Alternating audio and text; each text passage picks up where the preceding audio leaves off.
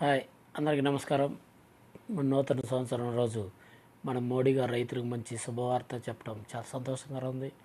ఇంతకుముందు ఇచ్చే మన రైతు భరోసా 6,000 నుంచి 10,000 పెంచడం చాలా సంతోషంగా ఉంది. అలాగే మళ్ళీ డిఏపి కేవలం 1,350 రూపాయలకి మాత్రమే రైతులకి అందిస్తూ ఆ పై ఉన్న భారాన్ని కేంద్ర గవర్నమెంట్ భారాయిస్తానని చెప్పడం మోడీ గారు చాలా సంతోషంగా ఉంది. ఎందుకంటే రైతులు గిట్టుబాటు ధర దొరకపోవడం ఈ సంవత్సరం చాలామంది చాలా బాధపడుతున్నారు. ఎంతోమంది పెట్టుబడులు రాక చాలా బాధపడుతున్న టైంలో ఎంతో వృతాపకి సాయంతో కేంద్ర గవర్నమెంట్ సాయం చేసి ఆదుకోవడం రైతులు చాలా సంతోషంగా ఉన్నారు.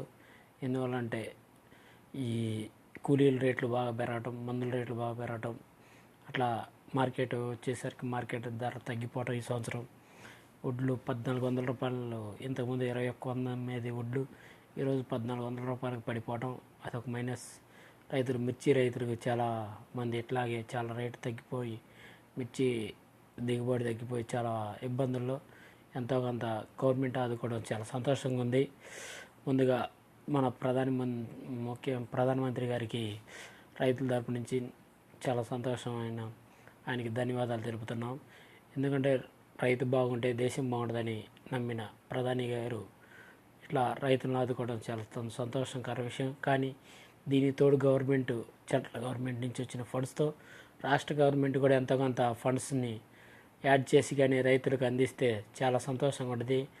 కానీ మన సెంట్రల్ గవర్నమెంట్ ఇచ్చిన తొందరగా మన రాష్ట్ర గవర్నమెంట్ కూడా కరుణించి రైతులకు తొందరగా వాళ్ళ అకౌంట్లో డబ్బులు జమ చేస్తే వాళ్ళు ఈ సీజన్లో కానీ రబీ సీజన్లో వాళ్ళ పెట్టుబడులకు ఉపయోగపడతాయి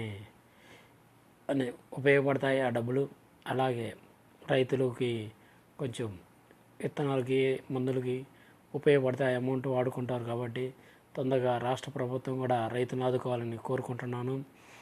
ముఖ్యంగా మోడీ గారికి మరొకసారి ధన్యవాదాలు తెలుపుతున్నాను.